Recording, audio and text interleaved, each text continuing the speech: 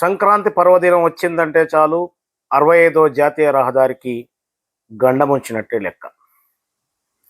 సంక్రాంతి పండగకు హైదరాబాదు పరిసర ప్రాంతాల్లో స్థిరపడినటువంటి వివిధ ఉద్యోగ వ్యాపార రంగాలలో ఉన్నటువంటి ఆంధ్ర ప్రాంతానికి సంబంధించినటువంటి అందరూ కూడా సంక్రాంతి పర్వదినానికి ఆంధ్ర ప్రాంతానికి వెళ్ళిపోతారు.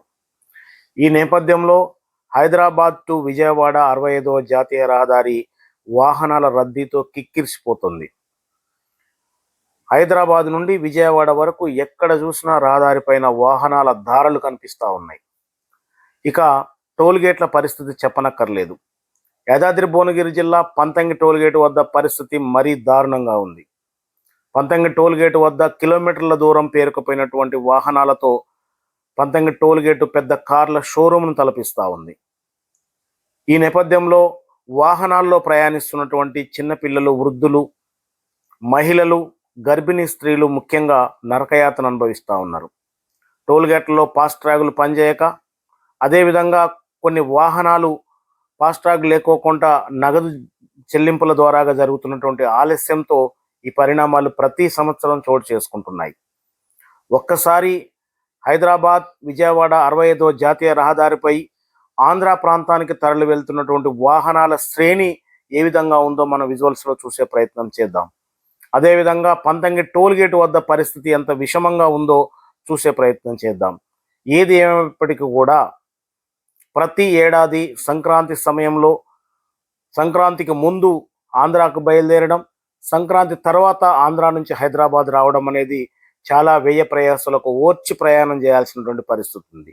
ఈ పరిస్థితుల్లో ఇటు తెలంగాణ ప్రజలు కావచ్చు, అటు ఆంధ్ర ప్రజలు కావచ్చు, ఏది జాతీయ రహదారి పరిసర ప్రాంతాల ప్రజలు తమ యొక్క అవసరాల నిమిత్తం వివిధ పట్టణాలకు వెళ్ళాల్సి వచ్చినప్పుడు ఈ యొక్క ట్రాఫిక్ వల్ల అనేక ప్రమాదాలు జరుగుతూ ఉన్నాయి. ప్రజలు బయటికి వెళ్ళలేని పరిస్థితి.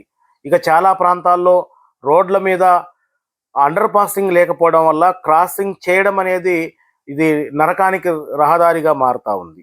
కాబట్టి ప్రజలు, వాహనదారులు, అదేవిధంగా ఆటో వాలాలు, ద్విచక్ర వాహనదారులు వీరందరూ కూడా ఈ సమయంలో హైవే పైకి రావాలంటే వెన్నులో వణుకు పుడుతుంది. కాబట్టి ఇప్పటికైనా ప్రభుత్వాలు, ప్రజాప్రతినిధులు హైదరాబాద్ విజయవాడ రహదారి పైన ఎప్పటి నుండో కొనసాగుతున్నటువంటి ఈ రద్దీని దృష్టిలో పెట్టుకొని ఈ యొక్క రహదారి లైన్లను వెంటనే వేగవంతం చేయాల్సినటువంటి అవసరం ఉంది, పెంచాల్సిన అవసరం ఉంది. అదేవిధంగా హైదరాబాద్ నుంచి విశాఖపట్నం వరకు ఒక రైల్వే ట్రాక్ను కూడా రూపొందిస్తే తప్ప ఈ సమస్యకు పరిష్కారం లభించదేమో అనిపిస్తుంది. కాబట్టి ప్రభుత్వాలు ఆ దిశగా ఆలోచన చేయాల్సిన అవసరం ఉంది. ఎందుకంటే హైదరాబాద్ నుండి విశాఖపట్నానికి ఆ నేషనల్ హైవే పక్కన ఒక రైల్వే ట్రాక్ గాక ఉంటే, రైల్వే జర్నీ గాక ఉంటే అప్పుడు ఈ జాతీయ రహదారికి రద్దీ తగ్గే అవకాశం అయితే కనిపిస్తూ ఉంది. దానికి గతంలోనే ప్రణాళికలు జరుగుతూ ఉన్నాయని ప్రభుత్వ పెద్దల నుంచి వెళ్ళి ఒక టాక్ వినిపించినప్పటికీ దాని మీద ఇప్పటి వరకు ఎలాంటి అప్డేట్ లేకపోవడం అనేది మనం గమనించాలి. ఏది ఏమైనప్పటికీ కూడా సంక్రాంతి పర్వదినం సందర్భంగా హైదరాబాద్ టు విజయవాడ 65వ జాతీయ రహదారి మాత్రం వాహనాల రద్దీతో హోరెత్తిపోతూ ఉంది.